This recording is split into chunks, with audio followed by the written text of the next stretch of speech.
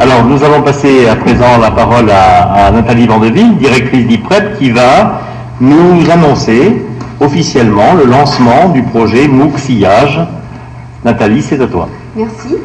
Alors bonjour à tous, je suis Nathalie Vandevielle, j'étais professeure de physique en classe préparatoire aux grandes écoles de nombreuses années. Et puis depuis 12 ans, j'ai consacré ma carrière tout simplement aux cours en ligne ouverts à tous. Tout d'abord au sein d'IPREP et puis maintenant au sein de Sillage, Sillage est une association qui produit des ressources pour l'ouverture sociale, mais aussi internationale, de l'accès aux grandes écoles et qui aujourd'hui même, comporte 13 membres, puisque un nouveau membre a été accueilli ce matin, et nous sommes sûrs que ce chiffre va nous porter chance pour notre grand projet à venir. Les associations en question, d'abord il faut dire que Sillage est présidé par la Conférence des grandes écoles. Ensuite, nous avons parmi nous, toutes les membres sont personnes morales. La DEPPT, une association de professeurs des classes technologiques, classes préparatoires technologiques. La PLCPGE, qui vous a été présentée par M. Corr. Ensuite, la PPLS, l'association des professeurs de lettres, dont Patrick Voisin est l'éminent représentant aujourd'hui. ONEJ, l'université numérique thématique des sciences économiques et de gestion. Puis l'école normale supérieure, l'école polytechnique ParisTech, l'EDEC, tous les représentants sont parmi nous, IPREP bien sûr, l'ESSEC, UNICIED, l'université numérique thématique des sciences fondamentales, et l'UOH, l'université numérique thématique qui est consacrée aux lettres, aux sciences humaines et sociales, aux langues et aux arts. Alors, quelles sont les activités de Sillage? Eh bien, Sillage a commencé par produire des ressources. Ces ressources sont des ressources qui aujourd'hui sont nombreuses et qui sont essentiellement produites par des professeurs des classes préparatoires aux grandes écoles des plus grands établissements. Mais après avoir mis en ligne ces ressources, nous nous sommes dit il faut que ces ressources servent et qu'ensuite elles soient bien adaptées à la demande. N'oublions pas notre objectif, nous visons l'ouverture sociale et puis l'ouverture internationale de l'accès aux grandes écoles. Donc il faut aller chercher la demande ponctuellement, là où elle se trouve, entrer en contact avec les étudiants sur le terrain au niveau social, entrer en contact avec les étudiants sur le terrain au niveau international. Toutes nos ressources sont libres et gratuites. Elles sont publiées sous licence Creative Commons pour permettre à nos collègues dans les pays les plus défavorisés de pouvoir se les réapproprier, de pouvoir les utiliser et ensuite de les reproduire auprès de leurs étudiants avec les mêmes conditions d'utilisation que les nôtres. Mais pour aller chercher ces besoins sur le terrain, il nous fallait des projets structurants. Nous les avons développés en un an. Il s'agit des 5 projets qui vous sont proposés ici. Un projet pour l'ouverture sociale et territoriale, c'est le projet POST. Et là, nous proposons aux initiatives de terrain de l'ouverture sociale que les tuteurs et le tutoré, c'est le vocabulaire dédié, utilisent nos ressources avec un retour vers nos auteurs.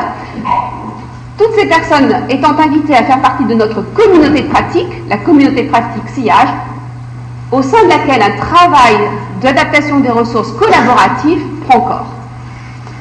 Tous les rapports de ces 5 projets sont mis en ligne, ils ont été édités dans les 15 derniers jours.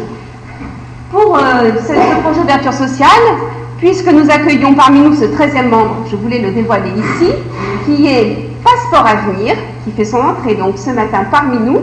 Eh bien, nous allons avoir Passeport Avenir travaillant sur des ressources, disons, extra-académiques, mais sur le terrain de l'ouverture sociale, je pense que nous allons pouvoir, par ce biais-là, fortifier notre axe ouverture sociale.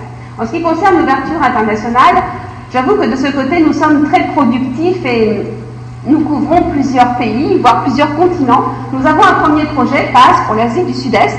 Tout à l'heure, vous aurez des exemples qui vous seront donnés dans la table ronde sur l'accompagnement solidaire, puisque c'est un peu notre fer de lance, accompagner les étudiants sur place de façon solidaire à utiliser nos ressources libres et gratuites.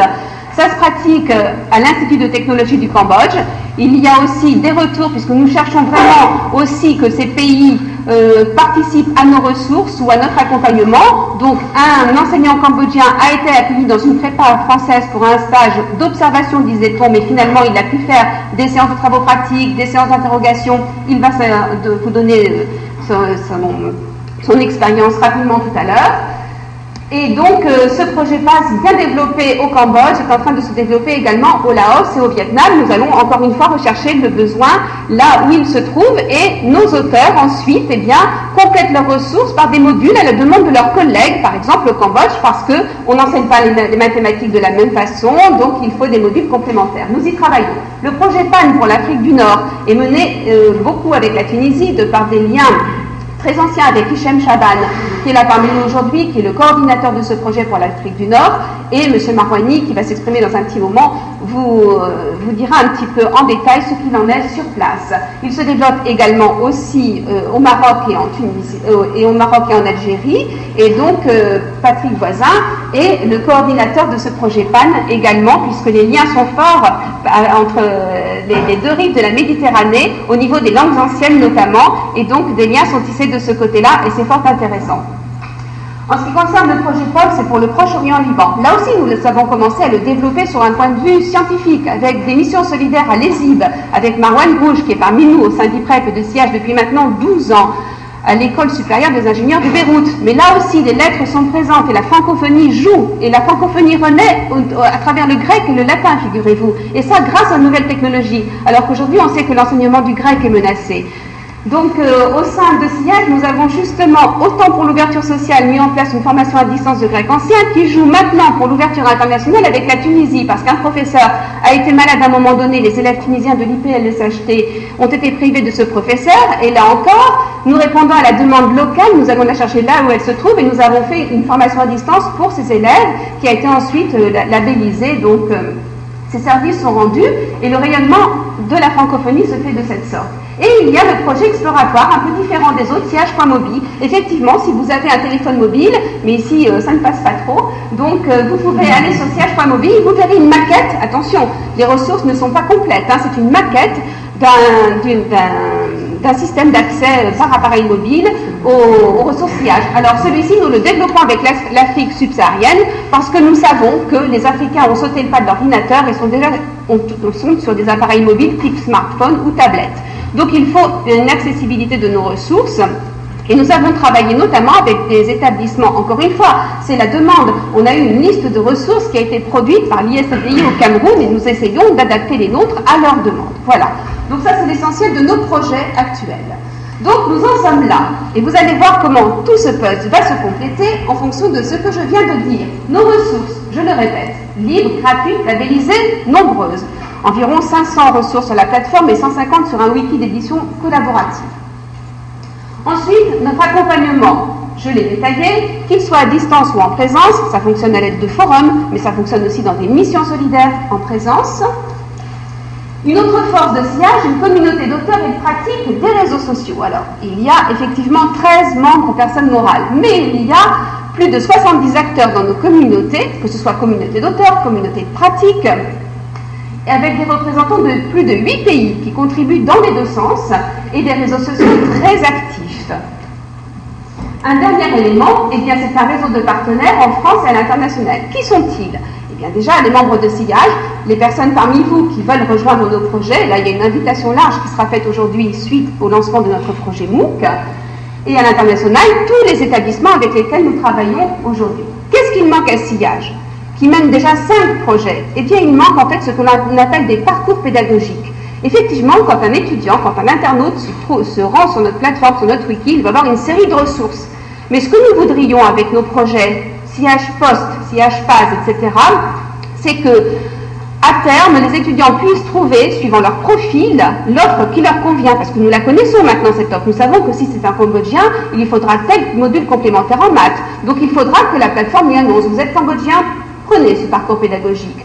Vous êtes lycée d'ouverture sociale, vous venez d'un lycée, par exemple, Collet-Luer à Saint-Denis, vous avez peut-être besoin de tel module complémentaire pour favoriser votre accès en prépa. Ah, on attaque là le niveau L0. Nous le favorisons, c'est-à-dire l'accès à l'enseignement supérieur. Eh bien, voilà le parcours pédagogique.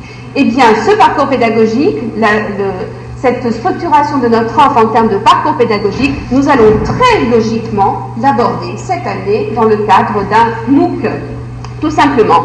Et ce MOOC, en fait, ce ne sera pas un MOOC pour faire un MOOC, c'est un MOOC qui s'impose parce qu'il est structurant pour l'ensemble de nos projets. Et que vont-ils devenir l'ensemble de ces projets? Eh bien justement, ils vont alimenter ce MOOC.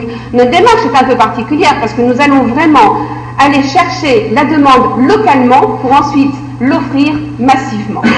Alors, est-ce qu'il s'agit d'un MOOC qui a sa place parmi les autres, d'un MOOC complémentaire, d'un MOOC en interaction avec les autres? Eh bien oui, tout à la fois. Pourquoi? Eh bien parce que le MOOC sillage tel que représenté ici est pluridisciplinaire. Il couvre à la fois l'économie-gestion, les lettres, les sciences fondamentales, et il est prêt à collaborer avec d'autres MOOC. Vous savez que les 3 universités numériques thématiques qui sont citées ici, ONEJ, UOH et Uniciel, sont des membres de Siage.info. Il y a une petite coquille, il manque que UOH est bien une UNT pour les lettres. Je vois que ce n'a pas été bien écrit. Et donc, ces interactions existent déjà puisque l'ensemble des ressources sillage sont dès à présent accessibles par les sites des UNT. Donc, un internaute qui se rend sur le site des UNT va très bien, s'il recherche une ressource, par exemple sur le référentiel non galiléen, en cliquant, ne saura pas, mais se retrouvera peut-être sur la plateforme sillage pour y trouver cette ressource-là. Donc, il y a cette collaboration et cette complémentarité. Et pour les niveaux, nous jouons beaucoup sur le niveau L0, accès à l'enseignement supérieur, L1 et 2, qui sont accès grandes écoles, alors que les UNT jouent jusqu'au niveau M2. Donc voilà, complémentarité et interactivité. Et aussi avec interaction avec les autres MOOC et partenaires qui, peut-être, dans cette salle, seraient ravis de rejoindre nos projets. Donc si on résume un petit peu sur les mots-clés pour notre MOOC, ça serait ouvert, libre, gratuit, en réponse à la demande. Ça joue beaucoup sur le bénévolat.